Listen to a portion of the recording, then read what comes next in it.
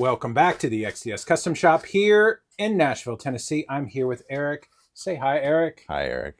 And we've got a board for our good buddy Brett Moore here. What a board it is. And it's a very good board. I'd love for you to walk us through it, my friend. I'd love to have it, but I'll settle for walking you through it. So you'll see it's on a Metro 20 here, but you'll say, hold up a second, y'all. Do my eyes deceive me? Is this board 11 3/8 inches deep? What? Pedal Train doesn't make a Metro series that wide. Look what we've done again. Oh my goodness. We've made an overhang here, y'all. Oh gosh. So if you recall... Are we digging this or are we not digging it? I think... Wait, I just want to point out the length of that. This is pushing the boundaries, I think, of the overhang. Gotcha. The one we did for Joey, was only an inch and a half or so, so it wasn't that much. This is a little bit more. It still feels good. It's not... Well, it's a little bit what? Still what? You said it's a little bit more. It's a little bit more. Yeah, so, I mean, the good news with this is, like, if you show them...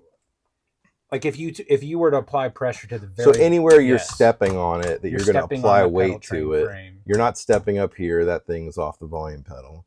So anywhere you step is within the bounds of the normal feet. So you're not going to be up here, and you'd really have to give it to it as well up here to tip this thing back. Mm-hmm. So we'll see how Brett feels about it. If he feels like maybe he wants some feet in the back, we can address that. But yeah, I think it's pretty good so far. Well, I think the proof is sort of in the pudding in the sense that is a very good size.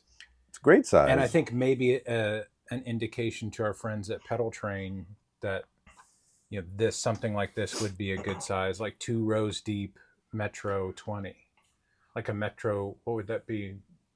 Metro Novo 20? Probably. Something like that. I'm trying to think of a good analogy. The Pedal Train people, they have to feel like, I don't know, somebody, what's a good analogy? Hey, check out this band. They're awesome. Hey, you know what you guys ought to do? You ought to make this thing over here. I'm sure they get that all the time. I bet they do. I bet they do. Yeah. It's got to be hard. I think we probably talked about it in the last video we did of Joey's, where just all the combinations you can get of these disparately shaped things. How do they even land on the sizes they have? It's crazy. It's amazing. Yeah, I guess that might be a positive way to look at it. It's amazing that the sizes they have are as useful as they are. The fact that you can get any set of SKUs together to serve as many people as they do, because they almost always work. They're almost always adequate. Yeah, and probably part of that is just putting your...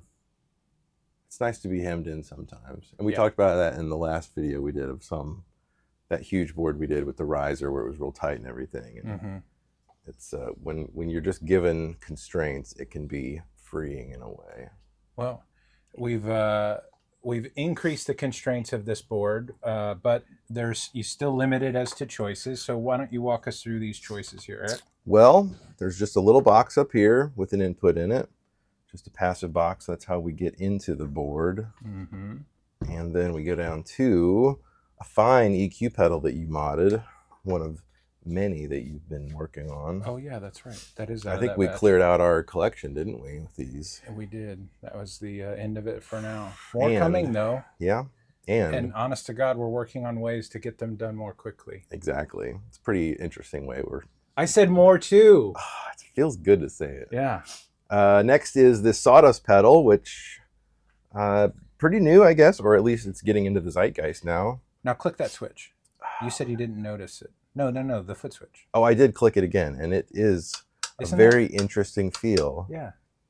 It's similar in feel, I think, to old wah pedals, where they had that real positive click. It doesn't quite feel like I guess this has a regular sort of foot switch on it. That's like a shorter clack, a lighter clack. Yeah, it feels that feels to me like a Carling, but the overall push required to decrease it to, it's like got the stiffness of the Carling right at the actuation, but it's looser than a Carling on approach. Yeah,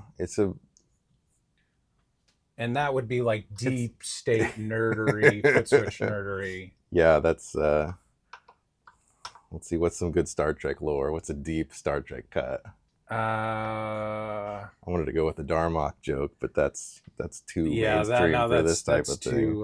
That's too mainstream. This is the name of the third ensign that died in episode 5 of season 4. Oh, who knows? Jeffries, probably. Probably.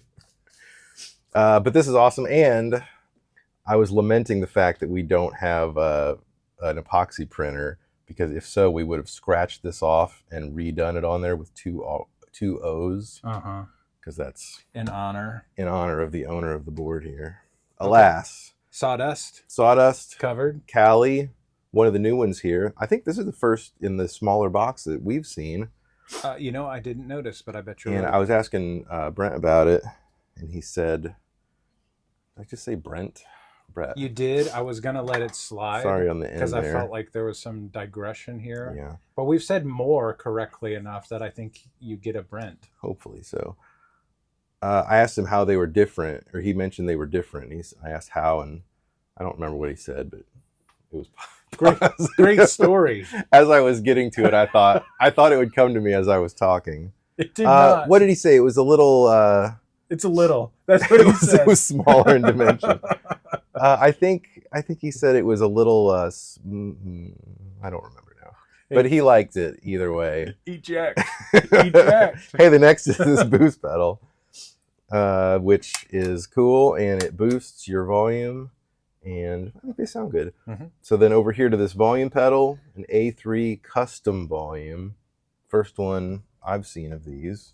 I've seen them online, but we've not seen them in the shop. Yeah, I never noticed it, and then I saw about 4 of them on Instagram last night when I was trying to fall asleep. So here, tuners coming off of there. Back over here to the Brig pedal, which they sound better than the old ones. Are you being serious? I'm just saying it. I don't know. Okay. I do think they sound great, and I think I genuinely do think that they do the fake reverby thing better, where you can set them real wet, but they will sit under what you're playing. Okay. I genuinely think they do a little better job of that. I wonder what that's due to. I don't know. So Brig is cool. Up here to a Flint. Nice. I just really like these. They're cool. I know some people poo-poo on them, but I disagree with those people. I think they're great. H90 here sound awesome. They sound expensive, I think Tom said one time. Oh, that's right. Yeah. And I agree. That's a great way to describe it. And then HX1. Your jack of all trades. My love for the Helix family of products is high, and it includes the HX1 here. Now, this is, I would have bet dollars to donuts that this would not have said Tape Echo and would have said Growler. You having just play tested it. So I gotta admit, I'm a little bit disappointed. Well, yeah, I actually didn't even think about it. I think I didn't put it on Growler because it's at the very end of the board. Gotcha. It's the last thing on here. I don't know what has never stopped you before. You're right about that. But that's, I mean, this is we just put one of these on a board for Kenny Greenberg. It was replacing an M5 and the way that he was using it. And I assume that Brett, will kind of use it in a similar way, or certainly could use it in a similar way. It's like an escape hatch for if you need X, it's there in some shape or form. Mm-hmm. And good, I think. And good. Yeah, and it's not just a utility thing. It's a good thing. Yeah. That is useful. And also, you might say to yourself, but guys, the compressor is after drive. I was going to mention that. And EQ. What's up with that? That's the way Brett likes it. And you know what? It sounds good. I had, just while I was testing it, I had not seen one of these before, so I was just goofing with it. I believe, based on the chip that it claims here, that it's a Mastortion. Also based on the knobs. It's got a more switch, which does something. Sounds good. I think it probably is a little bit different than a Mostortion, but I think Zach put one on and he said, I don't know, it's just better. Zach Childs. Yep. Yeah, I think I have to agree. There's something a little bit more pleasing about it. Yep, I think you were saying it wasn't as sticky or strident. Yeah, it's a little smoother, but not... Which I feel is sort of a hallmark of the Mostortion. Yeah, not darker, but cleaner maybe. Yeah, a little squishier. Mostortions work really well for recording because they sit nicely in a track. I don't know. But yeah, pretty cool. And this works really nicely after it. Yeah, I think the Origin stuff works great as a post EQ because it's kind of so well behaved and you have controls and stuff like Dynacomp after Dirt. I don't think anybody thinks that's a great idea. Although that is pretty overgeneralized. That's a pretty specific type of sound if you do that. So how are we powering this? There is a chalk supply under here. Delicious. That Brett had, and these are cool. And really, for this amount of pedals, you could go with one of the other flat ones, but I don't believe any of them have this many ports. So you've got a couple doubled up there, I see. Yeah, some of the compressor and the boost and the EQ and the sawdust. Lovely. They're joining up there. Awesome. So yeah, this is a very compact package. He's got a Pelican style case that I'm about to go put some foam in there so this can live in it. Awesome. Well, Brett always picks the nicest things. Not like nice. I don't mean like bougie nice. I mean like this is a rig of somebody who has been through some stuff and knows what he likes. Yeah, I mean it has some new things on here, but the H9's been around forever, so you just get an H90 if you want a second one on your board and you don't want to take up that much space. Mm-hmm. This is a thing that he's already been using forever. Yeah, I think this was chosen mostly because it would fit in this form factor. Gotcha. He also had an Ernie Ball that I think, like most of us, that feels the best, the Ernie Balls. If you like the draggy thing, it's kind of in a league of its own. Though this is not too dissimilar from that. Yeah. In that there's a rope that turns a thing. Yep. But yeah, this is super cool. Well, good work, Eric. Great setup. Thank you, Brett. And if you guys need something like this or completely different, give us a call. Let us know. We'll talk to you then.